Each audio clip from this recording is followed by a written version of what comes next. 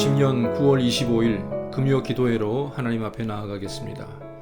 다 같이 찬양 부르시겠습니다.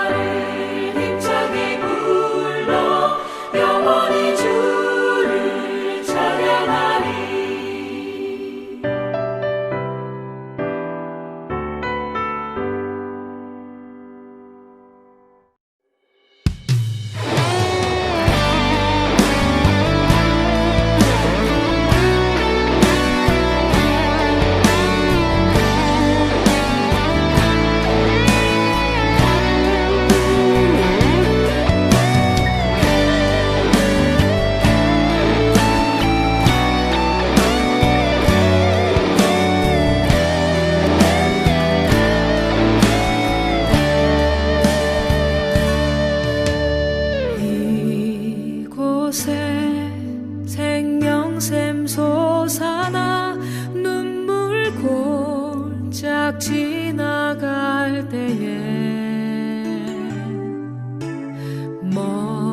머잖아 열매 맺히고 웃음소리 넘쳐나리라. 이곳에 생명샘 솟아나 눈물 골짝 지나갈 때에 머잖아 열매 맺히고 웃음소리 넘쳐나리라. 꽃들도 구름도 바람도 넓은 바다도 찬양하라 찬양하라 예수를. 하늘을 울리며 노래해 나의 영혼아. 은혜의 주 은혜의 주 은혜의 주.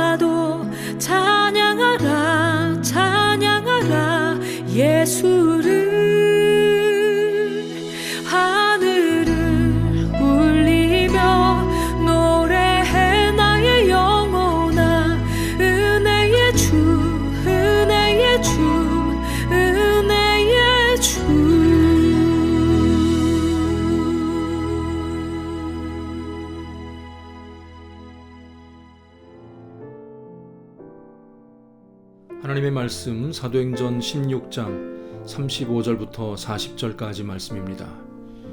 신약 성경 사도행전 16장 35절부터 마지막 절까지.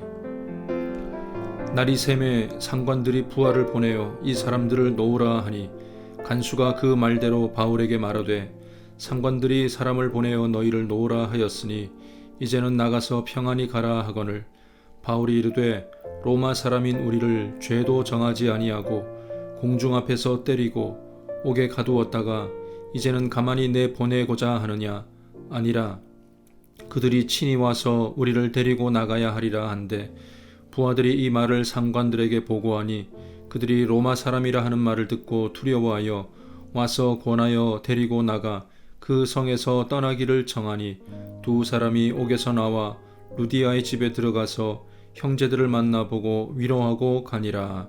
아멘. 바울이 신라와 함께 2차 전도 여행을 하던 중 빌립보에 머물 때였습니다. 약 하루 동안 이 두 사람에게는 너무나도 많은 일이 벌어졌습니다. 전도하던 가운데 이 자색옥감 장사 루디아를 만나서 그와 그 집에 세례를 베풉니다. 또 전도 다니다가 이 귀신 들린 여종을 만나 고쳐주게 되었는데 그런데 이 일로는 오히려 주인들에게 미움을 받아서 거짓 죄목으로 고소를 당하게 됩니다. 자신들의 수익이 되는 여종이 고침받은 것이 못마땅하였던 것이죠. 그래서 바울 일행이 이 마을에서 받지도 못하고 행하지도 못할 풍속을 전한다고 거짓된 진술로 고소를 하게 됩니다. 빌립보의 고관들이야 어디서 나타난지도 모르는 나그네보다 자주 함께 해야 할 지역민들을 만족시켜주기 위하여서 이 바울과 실라를 붙잡아서 옷을 찢고 또 그 옷을 벗겨버립니다. 말하자면 개인의 물품을 손괴한 것이죠. 그리고 매질을 하게 되는데 그것은 너무나도 아프고 황당하고 수치스러운 상황이었을 것입니다. 여기에도 불법 고문이 자행되었다고 볼 수가 있습니다. 그리고 재판도 없이 감금을 당하게 됩니다. 이 두 사람에게는 마치 노예에게 행하듯이 착고를 채우게 되었는데 이 또한 불법적인 구금이라고 말할 수가 있을 것입니다. 이와 같은 불법사항을 겪으면서도 바울과 실라는 찬양과 기도를 그치지 않았고 뜻밖의 장소에서 이 간수와 그의 가족들에게 복음을 전하고 그 모든 가족들이 구원받게 하는 놀라운 역사가 나타났습니다. 믿음의 사람들의 사역에는 합력하여 선이 되는 역사가 나타나게 되는 줄로 분명히 믿습니다. 참고 인내하고 견디었기 때문에 구원의 역사가 나타나게 되었던 것입니다. 다음날 날이 새자마자 빌립보의 고관들이 바울과 실라를 풀어주라고 합니다. 아무리 생각해봐도 감옥에 잡아둘 만한 죄가 없었던 것이죠. 그러니까 매질하고 감금하였던 것은 지역민들의 민심무마용이었다는 것을 알 수가 있는 대목입니다. 그런데 이번에는 어찌된 노릇인지 바울이 그냥 나가려 하지 않습니다. 바울이 전하라고 했던 말 한마디에 고관들은 두려워 떨 수밖에 없었습니다. 바울은 로마 시민권자였던 자신의 신분을 밝혔던 것입니다. 너희들 내가 누군지 알고 마음대로 잡아넣었다가 또 마음대로 풀어준다고 하느냐? 당신들이 직접 와서 사과하고 우리를 보내주어야 할 것이다 라고 말했던 것입니다. 요즘 코로나 상황이라 음주 단속이 드물어서 그런지 음주운전 사고가 너무나도 빈번하게 일어나는 것 같습니다. 술에 취한 채 운전대를 잡고 있다가 발각된 사람들이 경찰관들에게 제일 많이 하는 말들이 있다고 합니다. 당신 내가 누군지 알아? 내 말 한마디면 당신 모가지야. 이런 종류의 말들을 가장 많이 듣게 된다고 합니다. 한국 어느 영화에서 본 대사처럼 내가 너 서장이랑 밥도 먹고 사우나도 가고 그랬어 라는 대목이 연상이 되는데 대부분의 이런 말들은 다 거짓말입니다. 뻔한 거짓말임에도 불구하고 이런 말들을 하는 것은 이 사회에서 특권층 또 권력자들이 암암리에 누리는 그런 혜택이 있다는 것을 반증하는 것 같습니다. 바울과 실라가 지금 하고 있는 말이 내가 누군지 알아라는 말 아니겠습니까? 그러나 이 말은 다른 사람을 겁주고 협박하고 거짓말하고 군림하려고 했던 말이 아니었습니다. 이 두 사람은 허풍이 아니라 실제로 로마 시민권자들이었습니다. 너희들 이제 다 죽었다라는 개인적인 보복을 위해서 말했던 것도 아닙니다. 무고하게 말없이 매를 맞을 때도 있었지만 또 자신의 신분을 내세우며 맞섰던 것은 그럴 만한 분명한 이유가 있었기 때문입니다. 첫 번째 이유는 그와 같은 불법을 저질렀던 관원들을 교훈하기 위함이었습니다. 앞으로도 그 자리에 있을 때에 적법하게 사람들을 대우하고 또 법을 집행하라는 그런 교훈적인 차원으로 자기의 신분을 밝혔을 것입니다. 두 번째는 더 큰 이유인데 바로 이 빌립보에 있는 다른 성도들을 위해서였습니다. 바울과 실라가 도망치듯이 아무도 모르게 빠져나왔다면 아마도 이런 일들이 계속해서 반복될 수도 있을 것입니다. 빌립보에서 예수를 믿는다라고 말하게 되면 항상 불이익을 당할 수가 있고 또 성도들을 마음대로 잡아다가 매질하게 되는 그런 근거가 사례가 될 수도 있다는 것이죠. 그냥 나오든 고관들이 모시고 나오든 자유를 얻는 것은 마찬가지겠지만 고관들에게 이렇게 주의를 주고 나면 여기 사는 다른 성도들도 앞으로 홀대를 당하지 않을 것입니다. 세상 사람들이 생각하기를 예수 믿는 사람들도 마음대로 해서는 안 되는구나, 법대로 잘 존중해 줘야 되겠구나라는 생각을 하게끔 했던 것이죠. 바울은 바로 성도들을 위하여서 자신의 신분도 밝히고 정확한 법 절차를 행사하였던 것입니다. 어릴 때부터 신앙생활을 해오신 분들 가운데 이런 경험 있는지 모르겠습니다.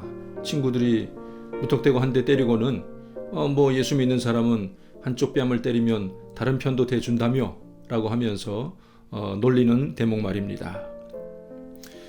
저는 더 자주 들었는데 툭툭 치고는 목사들이 그러면 되냐라는 말을 자주 들었습니다. 그러면 오히려 내가 목사냐라고 하면서 친구들 뒤통수를 때려준 적도 있지만 이제는 그런 말도 할 수가 없게 되었습니다. 내가 실제로 목사가 되었기 때문입니다. 우리가 진정 말씀대로 살고 신앙적으로 살기를 바랄 때에 세상과 관계 속에서 겪게 되는 그런 여러 가지 문제들이 생기게 됩니다.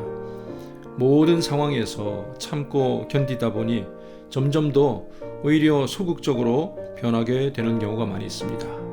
내가 교회 다니니까 무조건 손해봐야 되고 무조건 참아야 되고 우리가 그리스도를 위하여서 교회를 위해서 고난과 박해를 견뎌야 되는 것은 마땅합니다. 그러나 어떤 경우에는 성도들이 자신들의 권리를 위해서 일어서고 맞서야 할 때도 있습니다. 이런 것을 잘 분별할 수 있는 지혜를 달라고 하나님께 기도해야 할 것입니다. 하나님의 영광을 위해서 참고 견디는 것이 가장 좋은 때가 언제인지, 그리고 다른 사람에게 그들의 행동에 대한 책임을 물어야 될 때가 언제인지를 분별할 수 있게 해달라고 하나님께 우리는 기도하며 살아가야 할 것입니다. 매사에 목사님 찾아와서 이번 일은 참아야 됩니까? 이번 일은 들고 일어나야 됩니까? 라고 물어볼 수는 없지 않겠습니까? 우리가 다른 사람들의 책임을 물을 때에 몇 가지 원칙을 세워두는 것이 중요합니다. 첫 번째로는 개인적인 분풀이를 위해서는 우리가 결코 그렇게 해서는 안 됩니다. 너가 나를 건드렸냐? 너도 한번 당해봐라. 사람 잘못 건드렸다. 내가 보통 사람이 아니고 무서운 사람이라는 것을 드러내고자 하는 목적이라면 여러분 참으시기를 바랍니다. 두 번째로 개인적인 이득이나 남의 재산을 피해 입히며 하는 행동은 우리가 삼가해야 할 것입니다. 막대한 보상을 바라고 버티고 있다든지 좀 더 유리한 입장에 서기 위해서 진단서를 떼고 멀쩡한데도 병원에 누워있는 일들은 되도록이면 삼가야 할 것입니다. 마지막으로 무엇보다도 하나님의 영광을 가리고 또 교회의 덕을 훼손하는 일이라면 우리는 항상 참고 견뎌야 할 것입니다. 그래서 지혜가 필요한 것입니다. 예수님께서도 전도자들을 보내면서 이렇게 말씀하셨습니다. 보라, 내가 너희를 보냄이 양을 이리 가운데로 보냄과 같도다. 그러므로 너희는 뱀같이 지혜롭고 비둘기같이 순결하라 하셨습니다.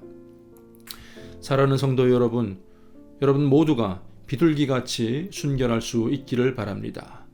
또한 이 세상을 살아가면서 뱀같이 지혜롭기도 바랍니다. 복음을 위해서는 우리가 참고 견디고 매를 맞는 우리가 되어야 할 것입니다. 또한 이 사회의 부당함, 또 약자들이 받는 어려움, 고통받고 외면받는 자들을 위한 책임 또한 우리가 함께 감당하며 나가야 할 것입니다.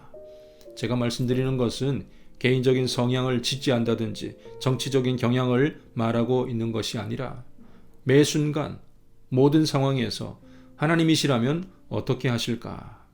그것을 항상 진지하게 묻고 행동하기를 촉구하고 있는 것입니다. 우리의 남은 생애를 살아가면서 여러 가지 일들을 많이 마주하게 될 것이지만 그때마다 우리가 참고 견딜 것인지 아니면 당당하게 맞설 것인지를 분명하게 판단하고 행동할 수 있는 하나님이 주시는 지혜도로 살아가는 우리 모두가 다 되시기를 주님의 이름으로 간절히 축원합니다. 기도하겠습니다. 하나님 아버지, 은혜를 감사드립니다. 사도 바울의 많은 전도의 여정 가운데 고난과 박해와 또 돌을 맞고 죽음에까지 이를 만한 여러 가지 많은 일들이 있었습니다. 또 때로는 자신의 신분을 당당하게 드러내며 교회를 위해 성도들을 위하여서 맞섰던 일도 보게 됩니다. 아버지 하나님, 여러 가지 상황 가운데 우리가 어떤 태도를 취해야 될 것인지를 분별할 수 있는 분별력을 더하여 주시고 지혜롭게 살아갈 수 있도록 지혜를 더하여 주시옵소서. 어려운 때를 살아가고 있습니다. 이 때를 바르게 분별할 수 있는 마음을 허락하여 주시고 교회가 비판받고 성도들이 욕먹는 이 사회 가운데 하나님의 영광을 드러내며 살아가는 우리 모두가 다 되게 하여 주시옵소서. 감사드리며 예수님의 이름으로 기도드립니다. 아멘.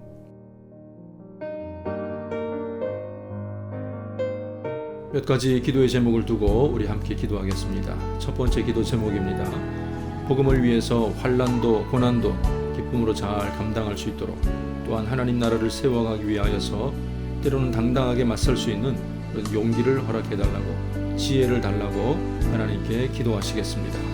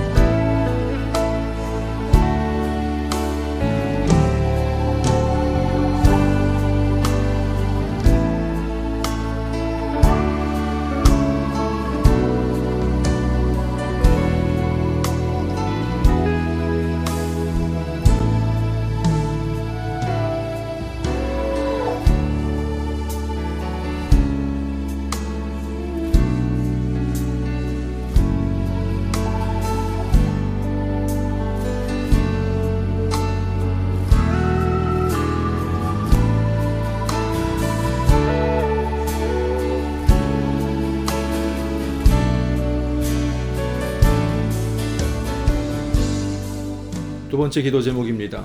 성도들의 모든 가정마다 온 가족들이 함께 성령 충만한 예배를 드리고, 또 우리 대원교에 속한 연약한 지체들과 성도들을 위하여서도 함께 기도하시겠습니다.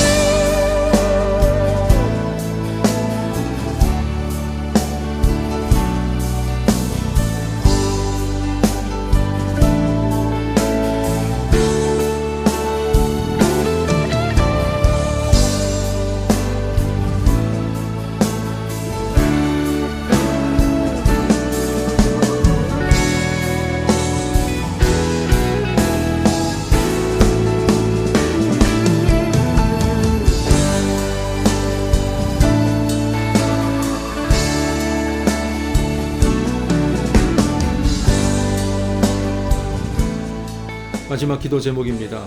코로나19 전염병이 속히 종식되고 예배가 회복되고 교회가 굳건히 서갈 수 있도록 기도하시고, 이 일로 인하여서 어려움을 겪고 있는 각 나라와 열방과 민족들을 위하여서 다 같이 통성으로 기도하시겠습니다.